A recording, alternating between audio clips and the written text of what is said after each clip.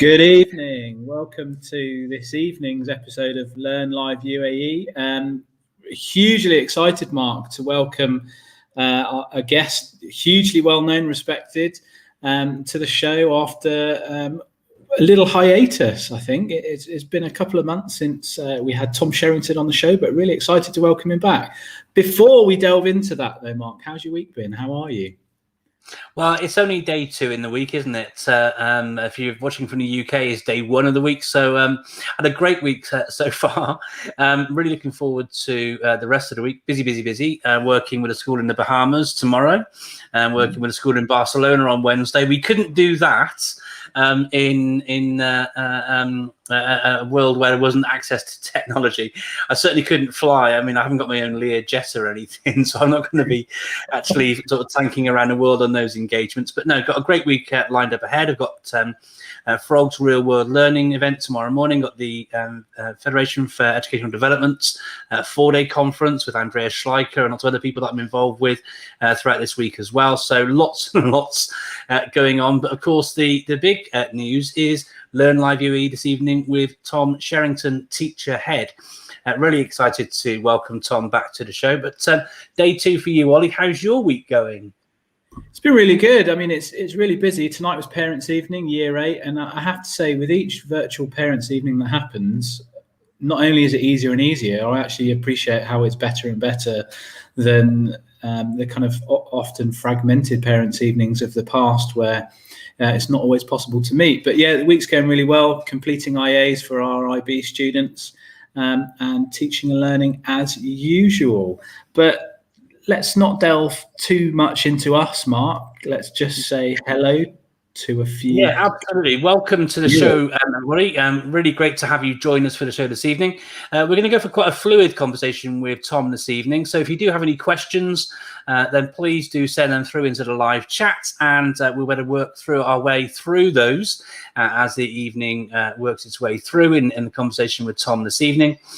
Be really lovely to hear you ask some questions on his perspectives on things which are poignant and relevant to you in your schools, and obviously we can add our own 2 pence in there if that's appropriate at the same time too. Lovely to see Linda Parsons and Neil Statham joining us this evening in the live chat as well. Please do jump in on the chat and let us know that you're watching. Sometimes it can feel, Ollie, like a bit like an echo chamber or a tumbleweed station, at least, when we don't have much going on in the chat. So please do jump in, say hello, and bring your questions to us this evening here on Learn Live UAE. But we're not here for us, we're here for you, and we're really keen to bring Tom on to the show so that we can start the conversation. So should we bring Tom in now then, Ollie? Okie dokie. There we go. We have that thing sometimes where I press the button at the same time as you, and then people just come in and out, don't they? So welcome, Tom. Hi, how are you? Very good. Hello. Nice to see you both. Thanks for joining us. Yeah. Promote you to the main stage there. Look at that. Yeah. Yeah, very flash this, I have to say. I mean, it's a bit of a change from Zoom. I've been sort of controlling Zoom all day, and this looks like it's a whole other level. And it's sunny and everything. Oh, it's been so lovely getting some nice weather here in the UK these last few days, hasn't it? Yeah, it's been great. It's been really fantastic. Spring is here. Yeah, Ollie doesn't really have that problem. I mean, it's a nice day in Abu Dhabi most days, isn't it, Ollie? It's a nice day most days, but it does feel a little bit on the chilly side at present. I will say that, but no complaints here from the Middle East. Quite happy in the UAE. Good. So what's your day been like today then, Tom? What have you been up to today?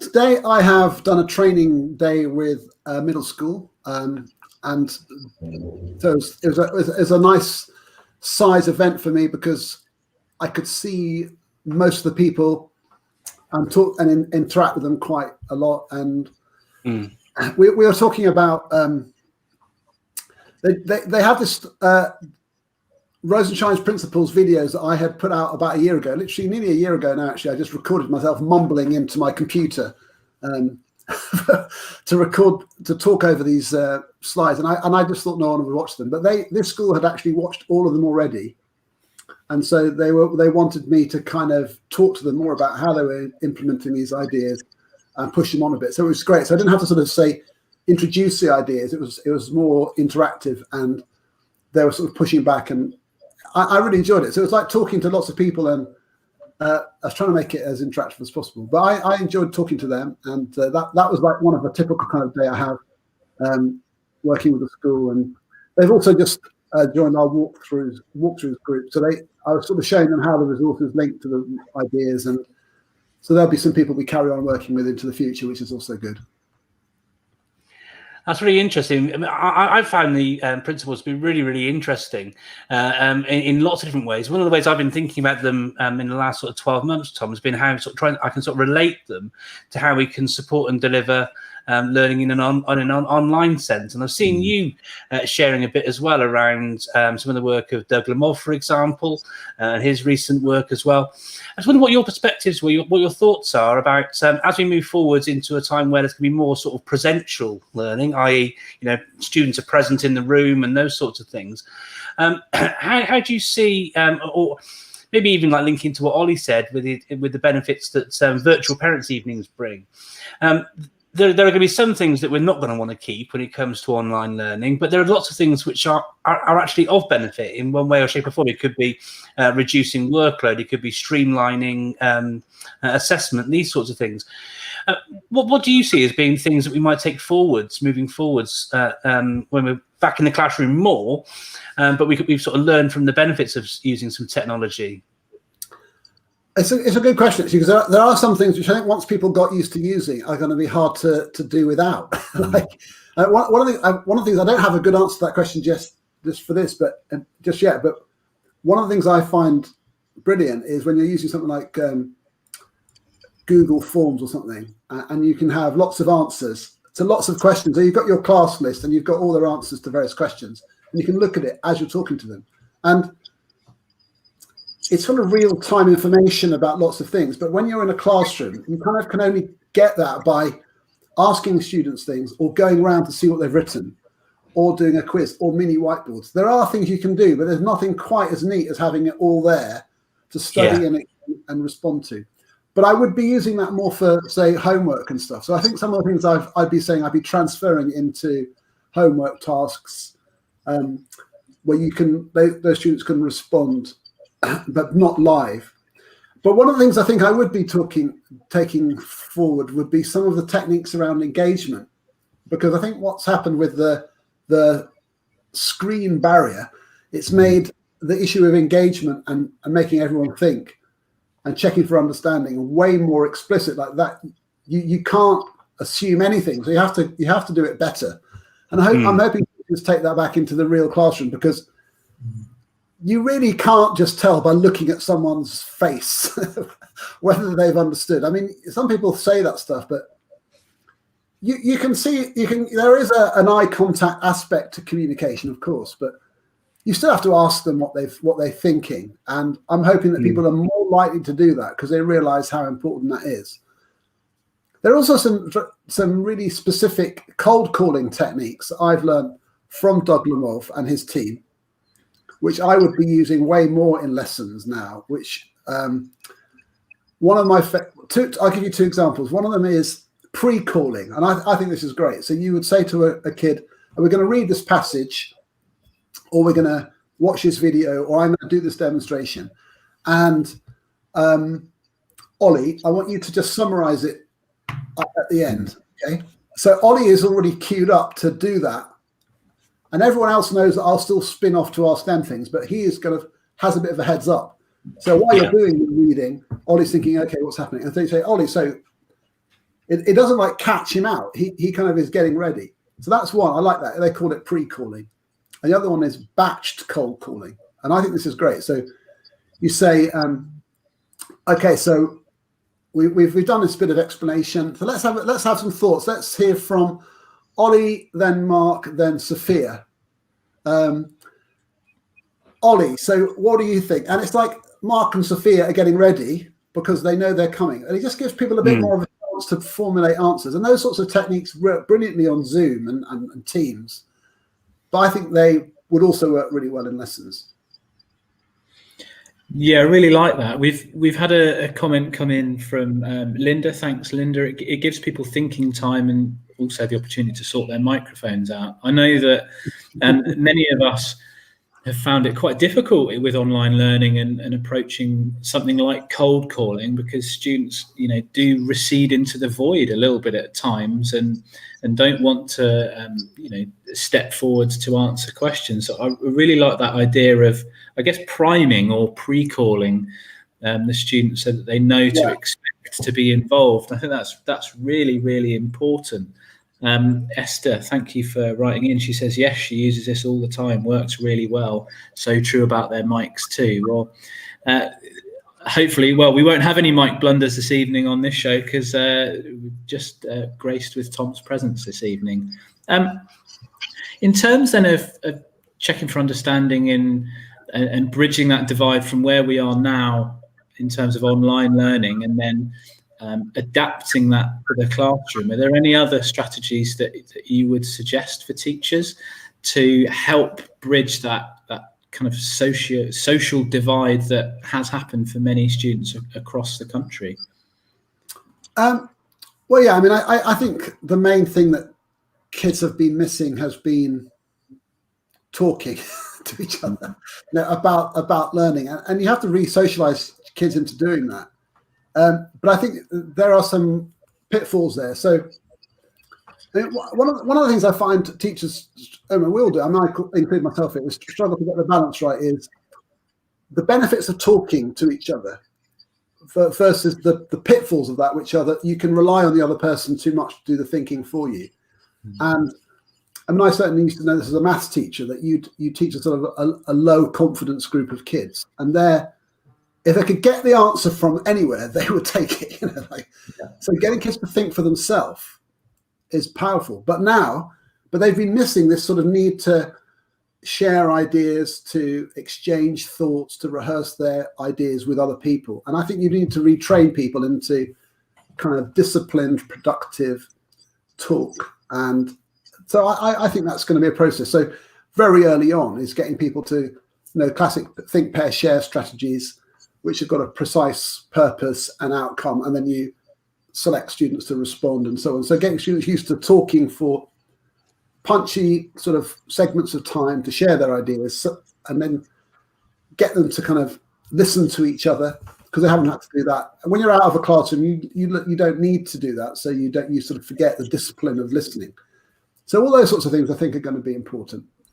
But I hope that people can blend it with some of the other tools. Like another idea that's come from remote learning is the importance of showing. So, and the opportunities there are, like on mini whiteboard apps and using the chat. There's no real equivalent of the chat column in a live lesson. Yeah. And it's so great to sort of, one of my favorite things to do now, and I would blend this into a kind of questioning repertoire, is, I mean, some people call it show me or show call, but basically where the students are able to think of an answer that you see before you talk to them about it. So you know already whether it's right or wrong, and they know before they speak, and that changes the dynamic. So if everyone has shown you their answer in a chat or on and you can say, "Oh, Michael, that's a great answer. I really like what you've put there. Just tell us what was your thinking, and how did you come up with that?" And then he already knows his answer's good, so he's going, "Oh, cool. I can talk with confidence now." Rather than if you just said, "Michael, what's your answer?" He might be thinking, "Oh no, I don't know if I'm right. This is going to be awkward," and he might feel. But he already knows you told him he's come up with something good.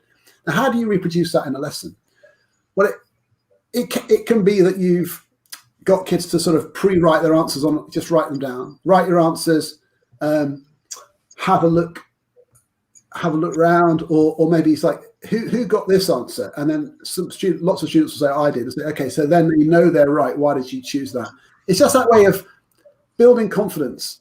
And because of remote learning being so challenging, teachers have been very creative in finding ways to do this. And now I just think we need to sort of use those similar ideas when it's face-to-face to recognize the same issues are there. Not everyone's fully confident and ready to fly.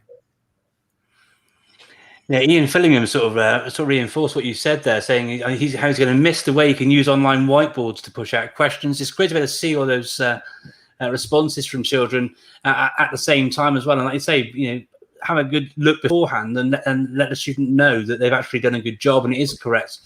Olly, you wrote a great blog recently about the importance of Oracy, didn't you? And I'm guessing that sort of ties in with this as well. There's a lot of research which says that Oracy can really have a big impact on raising standards as well. How do you see that tying into this, Olly? I think it's really important because it gives students that kind of safe framework within which to talk. Coupled with that, if you're giving them a discussion role or a talk tactic, as I've seen it named by, I think it was someone from Voice 21 doing some research, it gives them that safety net within which to kind of guide that discussion within the group, because everyone has a distinct role to fulfill. But if you've got that agreed collaborative approach and guidelines that we're not in it to catch anyone out, we're just in it to improve each other's oration of the subject content and grow as a group. I think that's a really powerful tool for students to help bring them in and recede them back into the classroom, albeit online or face-to-face and out of the void. So I think that really resonates for me and goes with what Tom's saying there, that if they know they're expected to contribute and they have that safety net and dynamic within the group, is correct. And I think that is a really useful driver, not only in a social sense for those students, but also in a knowledge-based sense. And we're also developing skills as a byproduct of that. But it's not an overnight thing. It takes time to embed. Yeah. I find that sometimes people who are nervous about this whole issue are focusing too much on the short-term thing of the immediate feeling someone might have about being asked a question when they're not sure of the answer and how that might react. So I always think, okay, so even if a child finds it awkward to begin with, we have to imagine the long term, which is, don't we want them to be confident to answer in class in the end? Of course we do. And imagine a situation when it's totally normal. So every day we're talking, people are right, people are wrong, people are sharing their that's what you're after. And when it's normal, it's normal. It's not a big deal. So we have to get to that point. How do we get to that point?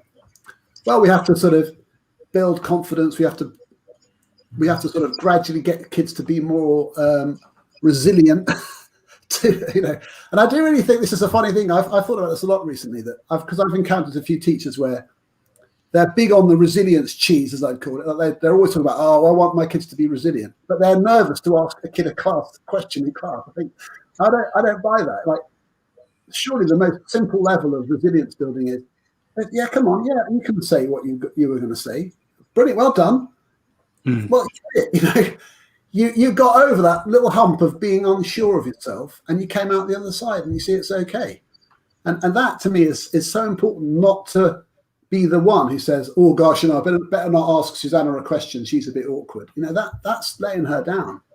But at the same time, don't fry her with scrutiny and make her feel horrible. You make her feel good. So you kind of know your students, don't you, and kind of and pull them in the most sort of gentle way you can. But I actually think this thing of talk partners and roles is key. So I think, for example, I did it today in my breakout rooms for my training. So I do it in a class. Is you tell people before, after the breakout rooms, I'll select people to share what you were saying. And it could be anyone. Simple as that. So they know. And I tell them, and I'm doing that so that none of you think the other people will reply. It could be you. And so that makes you do it. So sure enough, every single person who I just said, so Stephen, what were you saying in your group? He was ready to answer because he was expecting to have to do that. And it's just a low level, normal expectation that you participate rather than a kind of low expectation that you can opt out if you feel like it.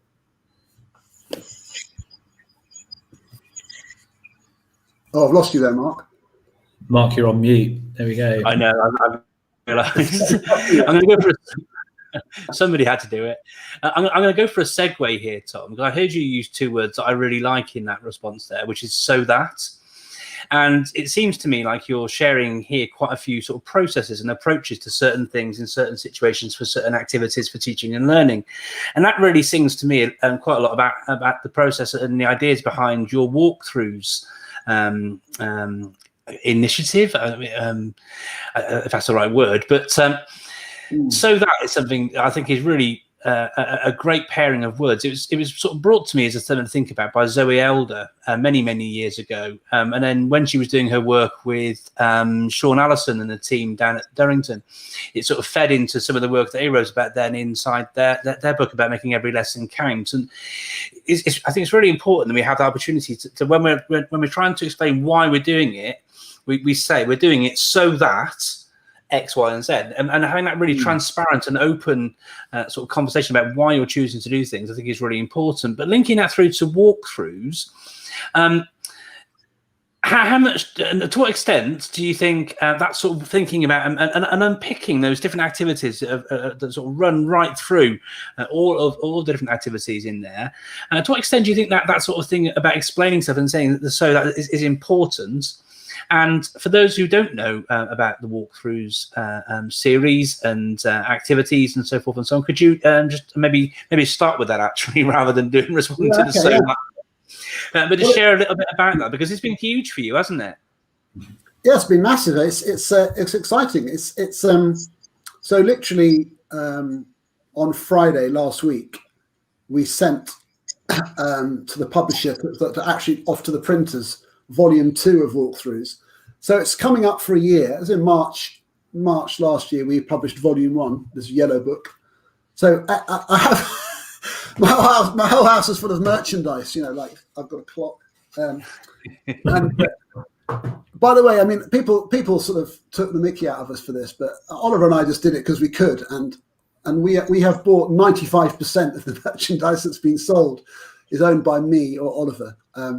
So my partner in crime, Oliver Caviglioli, who lots of people know with his graphic design work and his book on dual coding, we came up with this idea that a book where you are doing a kind of pictorial step-by-step guide to a sort of definitive set of teaching strategies would be really useful in the profession. So you've got like a record which is sort of evidence-based strategies which are simple to relate to, and then can spin off discussions from in schools, would be really useful.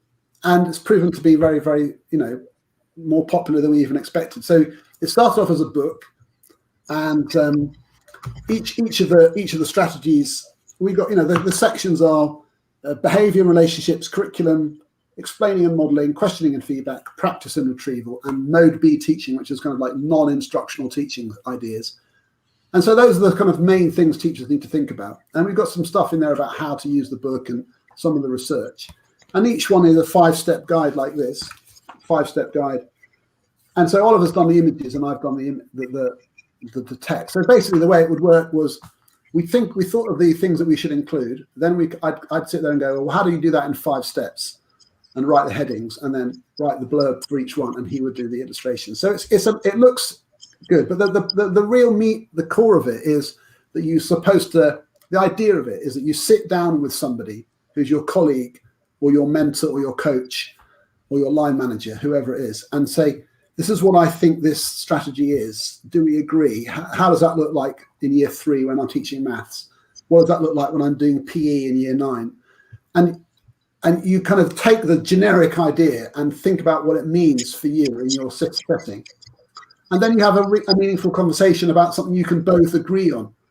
And Oliver's really good at explaining this. Like, if we're just talking and I'm saying, when you do live modeling, that live modeling thing, we all think, we're holding on to these ideas of live modeling in our heads that we think we're imagining. And we can't really imagine it the same. But if I open my book and we're looking at a sort of depicted version, we can say, is this what you're thinking of? Because that's what I'm thinking of.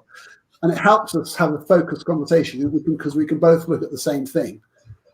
And I've been using it myself. It's so useful to have something to look at when you're talking about something which you've both remembered from before. So that's what it's come. And then we developed a website with slides. So the idea is that we realized that we can't go into schools and do training wherever we want. And Oliver is sort of pulling back from going into schools to do training anyway. So we thought, well, we need to have a resource which anyone can use to do training in their own school. And so we produced videos, slides, and some traits and materials. And lots of schools have bought them as like a sort of package of stuff to help do the training. So we've been, honestly, we keep telling ourselves, like, it's really crazy how well received it's been. But so that is always important. So right at the beginning, and at the volume 2, it starts with this at the very beginning, the model of memory and learning and everything. We would say everything in walkthroughs can be explained in terms of some model of learning. And so there's a reason. This works because this will help everybody think. This works because this will scaffold the idea to form a schema. This works because it will help them engage in retrieval practice so they'll remember it. So there is a so that in absolutely every walkthrough. And we really think that's important, just like you said. If you're just told to do something because the SLT person thinks it's a good thing, it doesn't stick. But if you understand this is a reason, more children will learn better if I do it. You're more likely to commit to it and to test it out, and then you'll see for yourself. I don't think ultimately people stick to things unless they see for themselves that things work. But you're not likely to test it in the first place unless you believe there's some reason why it ought to work. Well, that definitely resonates, certainly with my sort of experience over the years with technology adoption, and I'm sure you see this yourself, collections of old technology that hasn't really been people haven't either been trained on properly or hasn't really been sort of properly thought through. You regularly find collections of old bits of technology sort of hidden away in cupboards in the back of classrooms that has cost the taxpayer or the fee payer a whole lot of money and then just never been used because it hasn't been thought through and explained and all those sort of things. That's definitely something which sort of ties in with my thinking around this too. Ollie, do you want to jump in with another question for Tom? Yeah, I just I wanted to ask, because I think it's really important, and you don't always see this with lots of kind of, I guess, opportunities for professional development. And I think it's really interesting and rich that you have a teacher workbook, which has space not only for kind of personalized learning, but space for that reflection post either application or discussions with mentor or colleague. What led you kind of down that path to adding that additional resource? And could you delve a bit further, because you mentioned there about teachers actually trying things for themselves, into your adapt model? Yeah, so we realised that Oliver and I, so we're going back to sort of 2019 when we started writing a book. We already at that point, lots of ideas brewing around, what strategies should we include, and the purpose of it. And Oliver has done a lot of research about instructional coaching, so he knows a lot about it. And instructional coaching is an established system, and you can debate the type of coaching it is and the different writers about it. Some are more direct and some are more for experts and some are more for novices. But the general idea is there. And it's been shown to be one of the most effective ways of teachers improving if they've got a coach that works for them over time. So we had that idea in our minds. How does the Walkthru toolkit support that? So it's got to be more than one-off inset days. It's got to be more than just stand and deliver. Here's a load of ideas, off you go. We thought if we're going to do this properly, we have to build in the structure so that people can. So we straight away realized that once we've launched the book, which is just the sort of like the reference point, we have to talk about the process for using it. So we included some of them in the book itself, like how do you run a CPD cycle? Meetings have got to follow on in a loop, and teachers can observe each other. And how do you observe a lesson? You sit and talk about it, and then you reflect afterwards. And So in the book itself, we've got how to use the walkthroughs. And that was important to us because we didn't want it to be like, we wanted it to be useful and not just we're not pretending it's the definitive statement of all this stuff, because there's tons of books. My shelves are full of books about education. It's like a kind of summary of lots of things. And then you were saying about the resources. Well, there are lots of ways teachers can engage with CPD. They can be supported by a coach, but a lot of the time they do it in a team. Like the science department meets every couple of weeks, or it can be whole school CPD. Sometimes that's useful. So there's lots of different moments in the school life where ideas are being discussed. So we felt we needed to sort of support that. Like if you're doing a whole school training, and I've done this myself, it's brilliant actually. You do a whole school input and say, everyone, here are some questioning strategies, and you do it to everyone.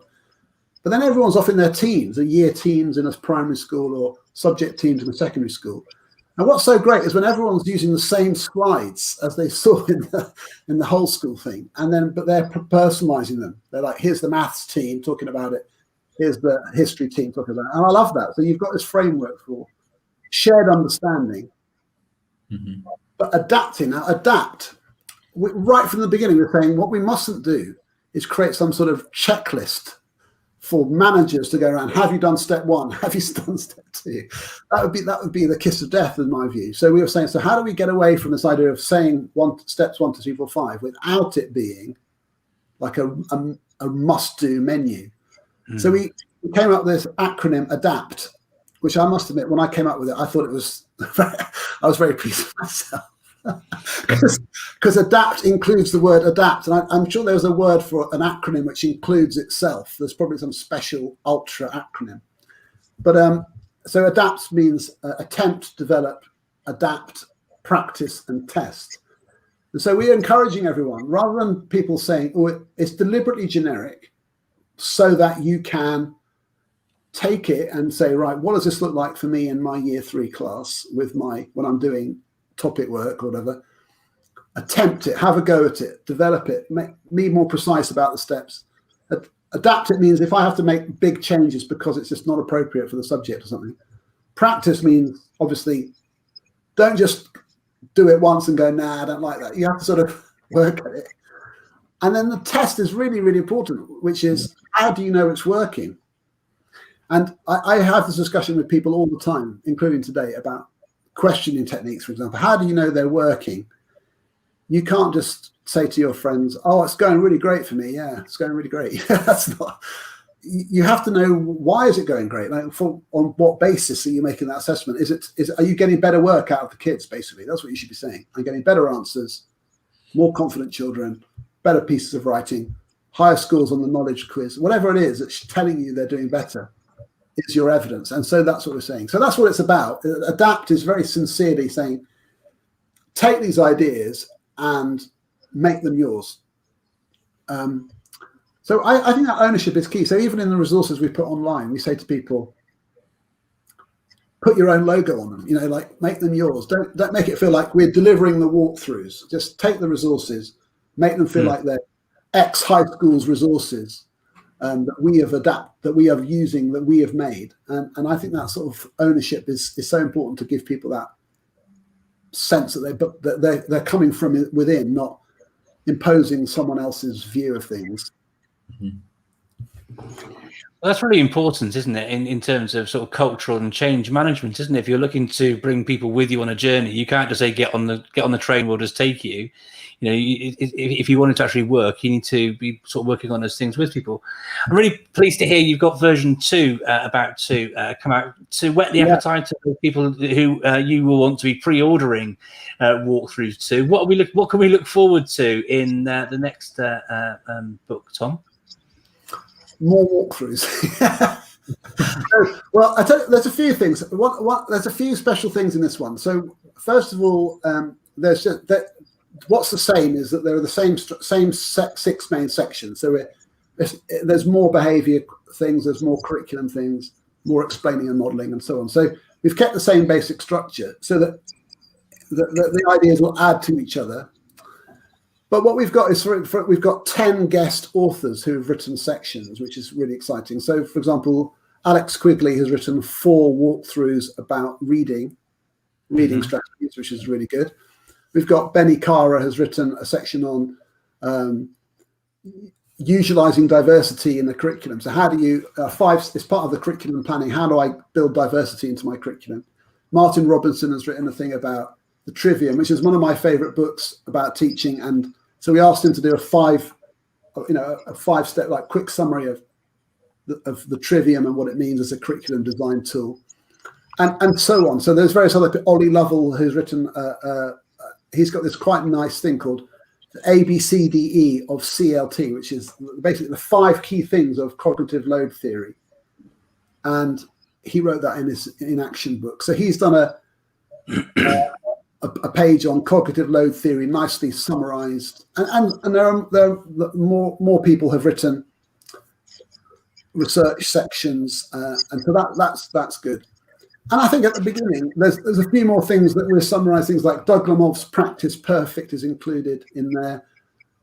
Deans for Impact, Practice with Purpose is included in there. So some more things around the research around CPD are included, so that there's more guidance for teachers and leaders about how to use the books. But basically, it's like a deepening of Volume 1. It's Volume 1. We I suppose were the things we thought are the most immediate things that we would need. But Volume 2 does include some very basic things to do with things like questioning techniques and stuff. But anyway, hopefully people will feel like it's a continuation. And for Volume 3, I mean, we're already thinking about this. There's one more volume. We're only going to do 3 because otherwise you have too many things. We are actually going to ask people what they think is missing from Volume 1 and 2. And then try to see if we can crowdsource ideas for what we should be in Volume 3. So the last one will be like filling in some of the gaps. I think one of the books after the Learning Rainforest was one which had a whole collection of how people had taken those ideas, and there was loads of case studies sort of thrown in there. Would there be any mileage in actually having a 2.2 or Walkthru's 2.1 rather than version 3, which actually is a collection of how, because what questioning looks like in PE is different to what it looks like in physics, is different to what it looks like in French to others. Do you think sharing perhaps some of those ideas would be useful so that in a sort of what a good one looks like kind of a world, perhaps? Would there be any mileage in that, do you think? I definitely think so. I mean, in time, that might be what we do next. So once we've done the first, we've already decided that we'll do Volume 1, 2, 3, and then we'll feel like that's enough ideas to really last for anyone really to think about in terms of their practice. But then the adaptations, we thought a bit about that. We were thinking that probably a better way to do it would be more dynamic, though, rather than publishing them, but more sort of online. And within the Walkthru's community, so when people have subscribed, we do have a forum, but it's only early days, only a year in, less than 10 months in. I think we've got something like 950 schools connected to it. Some are subscribed as a MAT, so there's a whole group of schools together, or a local authority, but close to 1,000 schools have access to Walkthru's, and so there's loads of different people trying this stuff out. So I agree with you. I think showcasing how some of these things work by subject would be useful, and also things like early years, further education. There are some sort of more specific settings where it takes a bit more thinking about specifically how they apply. But I mean, we feel they do apply, and people have told us that. But it's like the little sub communities of the education sector using it would be. But I feel like we just started, so that's what's exciting about it. It's been an exciting process. I love doing it with Oliver. It's so amazing. Like when we're in the middle of writing, he's like the most enthusiastic person I've ever worked with in a way. He's just so full of ideas. So I sit on my spreadsheet. We do it in a spreadsheet, like 1, 2, 3, 4, 5, because it's easiest to do as a structure. So I type in my 5 things, and we have this code, which is when I color it blue or it's finished. So he sees that. And then like about the next day I get this, like, I've sketched it out, and I'm like, bloody, whoa, look at that. And it's just so great. And then the next day, a few more come in, and to and fro. So we email each other constantly with sharing those ideas. I love it. I'll be sad when it's finished, because it's so fun to do, you know, really. It's clearly a great partnership, Tom. I personally think it will have legs, because what's great about the Walkthrus book is it's a launch pad for that conversation, as you sort of alluded to earlier. Yeah. It isn't prescriptive, and because it isn't prescriptive, the beauty of it is it gives you a framework to frame your thinking, but you're then able to go away and apply your thinking to that framework. And so but even with that being there, knowing.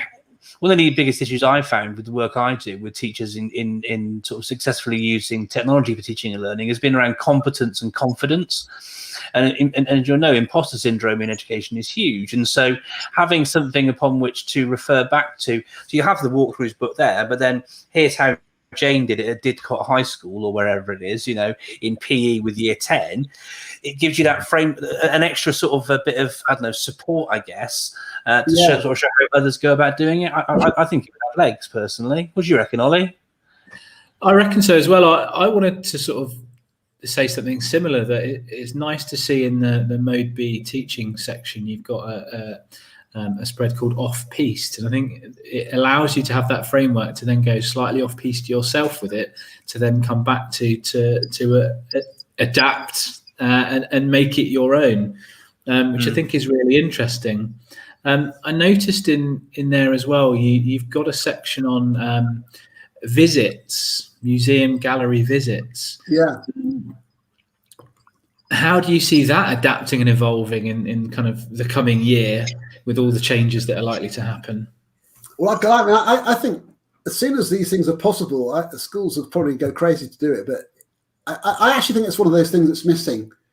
So what we try to do in Walkthrus is combine a kind of teaching and learning kind of pedagogical stuff with curriculum design, all in one. And and obviously that's a little bit hard to do generically, because the meat of teaching is, how do I teach science? So it's a science conversation, isn't it? So there are only so many generic things you can take out from curriculum which apply for a book like that. But one of them is things you do outside the classroom, like how to get the most out of visits to museums and a gallery. So we felt that was a good one to include, because you can sort of, I don't know, there are some things to do to make those visits really embedded in your curriculum and really enriching. Like, for example, if you go to see the Rosetta Stone in the British Museum, my experience is that if you don't really know what it is before you go, it's like you don't really know what's the big deal about it. But if you've been told about the Rosetta Stone and what it did and how we could translate hieroglyphs because of it and so on, and then you see it, it's like, whoa, this is the actual Rosetta Stone. So that sort of thing of pre-teaching stuff before you go in, I think needs to be thought about. And also, I've seen some brilliant school trips where the kids have gone around with this lovely pack, and they've gone to find the artifact that's highlighted in room 4, and they find it, and here it is, and here's our questions, and they just can focus on it and give it some attention, because there's way too many other things to see. So I hope teachers seize the opportunity when we can start going back to museums and galleries, is to not see them as extras, but see them as embedded parts of the curriculum that they're providing for their students. And I think that is the right way to think of them. If you think about extras, they fall off the edge, and then some kids have been, some haven't. And of course, the more advantaged children typically are the ones that can go anyway. So I think it's like an entitlement, to think these things need to be for everyone. And so how do we make that a possibility? And then, because it takes time out and it costs money sometimes, you have to think, so I really got to make it count. So therefore, I really need to wrap it into my curriculum as well as I can. Anyway, so that's the kind of thinking we've been suggesting. But you have to capitalize on local opportunities, So what is the local free, cheap museum trip you can go to really easily and plan around? Anytime you're planning a curriculum thing, which is going to cost 600 quid, you're thinking, can we afford that every year?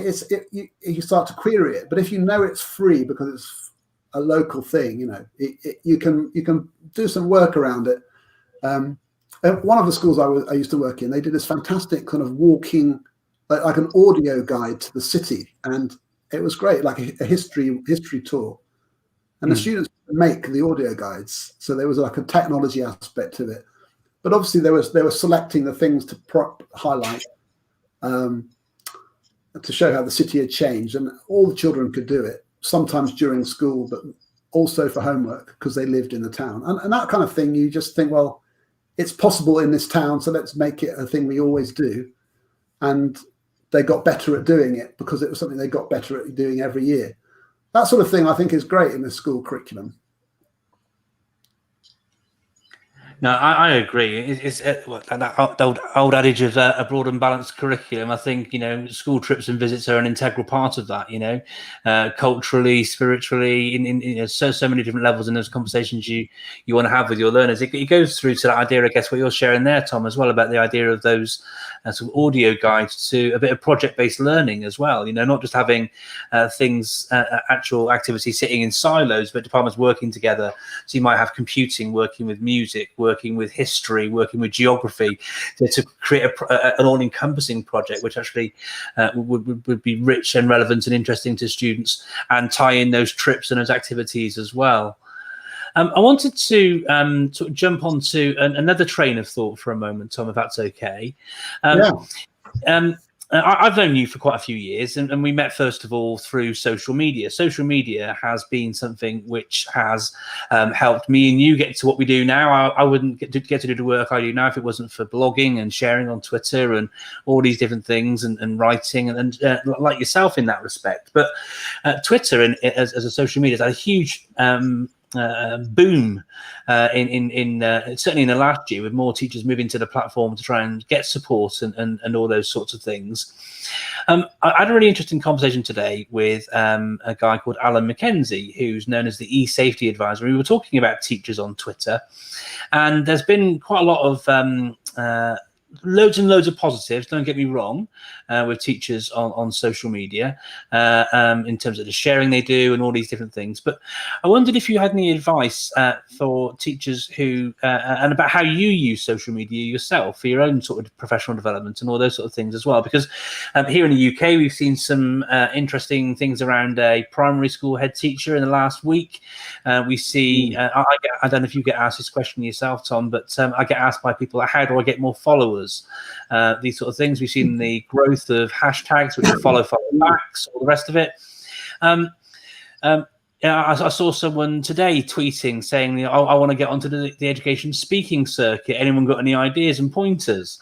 So I wondered if you could sort of share your perspectives on social media and things, because I think, I say we're not best friends, but I'd say I've known you for many years. I think your approach is kind of similar to mine in this respect, really. But I wonder what your thoughts were around that, and if you had any advice for teachers looking to sort of expand their professional learning network and how to get the most out of the platforms that are available. Yeah, I mean, first thing I'm going to say is I really think it's important not to preach to other people about how they use it. So I have a set of personal guidelines for keeping myself for using the social media on my own terms, and I think that's important to say. So I have a limit to say. It's not a rule, but it's just a behavior. If I'm putting stuff on social media, I have a certain set of things that I'm going to share.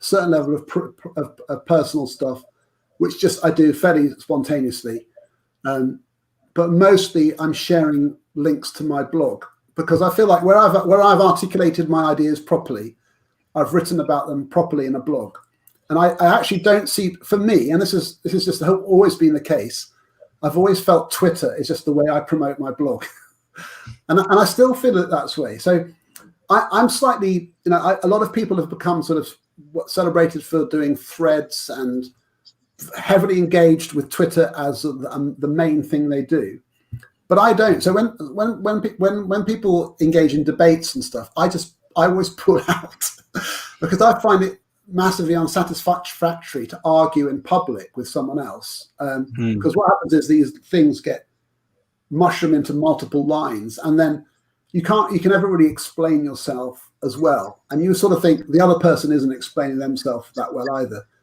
and it gets personal, or can do. So I've learned over the years not to do that. And I just think occasionally I might say something. I think politicians are different. So my view is I'll say what I like about elected officials, but I feel I don't know. I mean, someone might sort of go back and screenshot my timeline from 1975, 2015. I'm going back way about 5 years ago and say you said this. I sort of feel like I don't really like criticizing other teachers on Twitter for work they've done. I feel like even if I think what they said is absolute garbage, I feel like I'm not going to say that online because I feel like that's just going to get out of hand. But on the other hand, I do sort of promote a certain channel of views. You can see in my timeline, I'll read who I like, I'll like what I like. And so you could probably tell the sorts of things I like, but I'm not also going to be slagging other people off. And I feel that's just, now I'm not going to be too pious about it. I have sometimes, but I always feel like I feel bad about it afterwards. I think, no, I don't want to criticize that school or that person. Sometimes ideas need to be debunked. So I've just written a blog just recently about measuring dispositions like mindset, like kindness scales. And I think that stuff is nonsense. So I'll say so, but I'm not attaching that to any specific individual. I feel if you need to be able to sort of find a balance between critiquing ideas, but not sort of being too personal about it. And that's sometimes hard to do. But mainly I'd say, so for someone who wants to get going, I do think you need to sort of put in the time. I really do think that I've had this discussion with David Dido and other people before, like he and I and you sort of started at a similar time. I can still remember Vic Goddard telling me I was his 50th. He was my 50th follower, and he was famous from Educating Essex at the time. I was absolutely beside myself. I told my son, Vic Goddard follows me on Twitter. He thought that was outrageous. And I can still remember all of those milestones of getting 500 followers and 1,000 followers and thinking it was, exciting. But it's only through engaging with people. I just feel that's how you get more followers. Like you produce stuff that is useful to them. That's the main reason. And so I'm sort of waffling a bit, but if I summarize it like this, people follow you if you're either interesting or useful. That's the two reasons. And I find that you can't try to be interesting. I don't think. I can't. But I can try to be useful. So I can provide, if I want to be useful, I can write about something which I think people might find is useful. So that's what I sometimes do. I think, what might be useful? And I'll set a lot of ideas down. But other people get followed because they're just funny. And I don't think you can pretend to be someone who's funny. You either are or you're not. And you have to just be who you are. So you have to sort of understand the reason why someone might follow you. And the main reason I think people follow me is because they think I might give them something they can use. And that's because related to that is getting over this idea of self-promotion. So early on, I kind of got over that. So, and some people think this sounds terribly arrogant, but I just don't. I think it's the reality that every time I send a link to something I've written, I actually think I'm helping because people missed the last time I did it. Like people always say, "Oh, thanks for that. Thanks for that link." And they think, well, if I hadn't sent it, you wouldn't have seen it. So in a way, as long as you don't overkill it, maybe, and maybe some people would say I do, but I think you have to get used to the idea that tweets have come and gone. Like once you've tweeted it, it's dead. So people are only going to see it for a tiny window of time. It doesn't exist. You have to sort of share it and share it and share it. So it's got a kind of life out, through it. And then that idea is there and people see, oh, that thing is out. And I'm so grateful when people do that to me. Like sometimes I see, I don't know, someone like Ben Newmark or someone who I just think is awesome. And he's done a blog. I think, oh my God, I missed that. Thank God for that tweet. And now I've seen it and I've read it. So that type of thing. I think you need to just be prepared to celebrate your ideas and not be too ashamed of promoting them. Anyway, that's my perspective, that Twitter and blogging are not separable for me. I couldn't do one without the other. If I stopped blogging, I probably would disappear from Twitter because I wouldn't have anything to say. I just go back to liking tweets, but making comments about how I love Ramesh Ranganathan or Man United or something.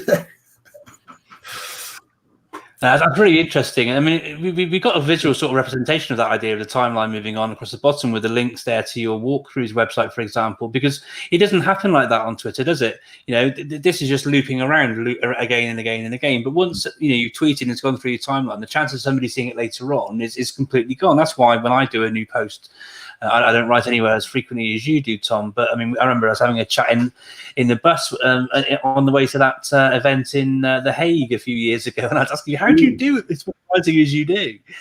But I think it is important to make sure that you put that out. If you're going to spend the time actually creating something which you want to be and hope will be useful and helpful to a few people, that if you are then going to share it on social, you don't just do it the once. You put it out a few times, because it's likely that it's going to move down people's timelines. So you have those who check their Twitter in the morning, those who have their Twitter in the evening, some who don't look at it on certain days, all this sort of stuff. So I think it's important to sort of get the message out there a few times. We're almost out of time today on the show. We haven't had many questions in from the live audience. There are lots of people joining us, from Esther to Ian Fillingham to Linda Parsons to many more. But if you've got any questions for Tom, please do drop those into the live chat for us. But Ollie, did you have a penultimate question for Tom at all? Yeah, I did. We spent a lot of time, I think, talking about, I guess, changing habits and professional development and how we can drive learning forwards. And my question is, what advice can you give to middle and senior leaders about changing how they approach as a school professional development on a kind of local level and at scale within their organization? Well, I think it depends on the culture slightly, but I suppose, I mean, I've written about this quite recently. I think you have to look at it at a number of different levels. So you have to think, like, for example, if it's like at a whole school level, what's the kind of philosophy about teaching? What are the common ideas that we're trying to promote and what's the best way to get those out there? So there is value in having a shared structure for everyone sharing ideas, but most importantly is teams. I think people spend most of their time in their curriculum team or their primary year team. And so you need to know, you have to plan what that looks like. How does a team function? And then within that, you've got individuals. So how does an individual do this? And sometimes you've got individuals who are self-driven and others who need quite a lot of help. So you need to have a system which is flexible enough to cope with experts and novices. So I just think you need to plan all three of those levels: the whole school, teams, and individuals, and work out how that connects and connects in like time management. So when do these things happen? What are the ideas that are discussed at each level? And then crucially, do you have the people who can run the training in those settings with some confidence? And if you haven't, okay, so how are we building those people? Like who are the people in my school who I know can run great CPD? Well, there's those three, and then a few others. Well, let's get some more then. Let's train them up. And then how do you get better at it? By doing it. So you've got to give people a go and so you have to build your team of sort of, that's how I'd see it. And if it's at a sort of bigger level, like a trust or, lots of schools together, I guess you have to decide whether it's efficient or useful to have that. I mean, I've done some CPD for a whole trust where you think, okay, but that's only because the ideas are very common. But they still have to go and translate them all down those paths.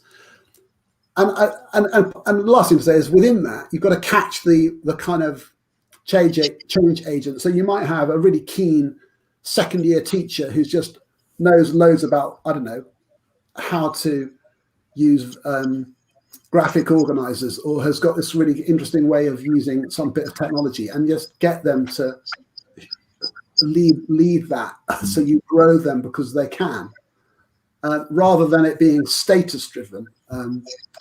Sometimes you need to cut across all the hierarchy in the school and just harness the people who seem to be able to lead because of their enthusiasm and their knowledge, and harness that wherever you can find it. I think that's really important. I think, Mark, you froze for a second there. We had James Mannion on the show a couple of weeks back, and he talked about taking vertical slices through schools to essentially create kind of driving parties for various initiatives, or that sort of resonates, I think, with what you're saying with leading professional development, and take the enthusiastic people that have not necessarily a niche, but are doing something interesting that's working in that particular context, and giving them the platform. And the support to actually share that. I think that's massively important. We've had a little comment in here from Krishna, just referencing what you were saying, Tom, about exactly that, giving people that opportunity, to share. And it's massively important when out here we're constricted to our bubbles still. So it's really nice to hear that that's resonating, not just with Krishna, but with myself as well. Mark, I'm conscious we've hit the 1 hour mark now, which is usually our cut-off. I don't. We have. Tom, with your forbearance, can I ask you a question again? Is that okay? Yeah. Okay, bro. As a former head teacher, who now works for himself and on a consultative and a training level, one of the things I found as I sort of moved through my career, the CPD became less and less relevant for me in my school. I went out there, and that's part of the reason why I joined social media, was to try and connect with others, network, learn, share, all those sort of things.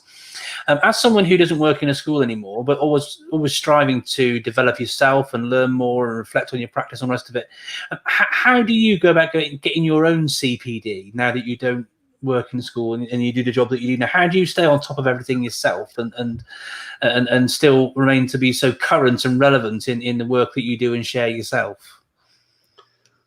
Well, what you want to do is you want to get married to someone who works in a school.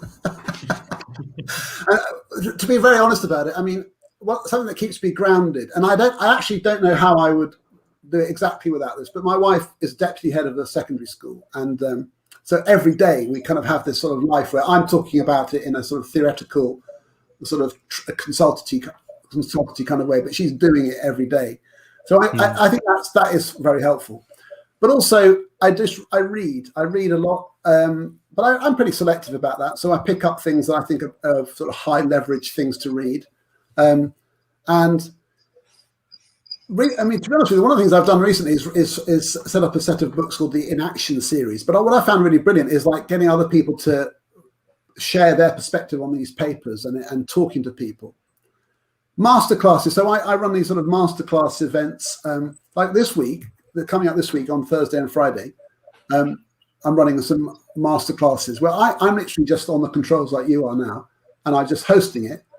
And so for 2 whole days, I mean, I'm sitting for 9 hours, basically listening to 6 people talking about curriculum.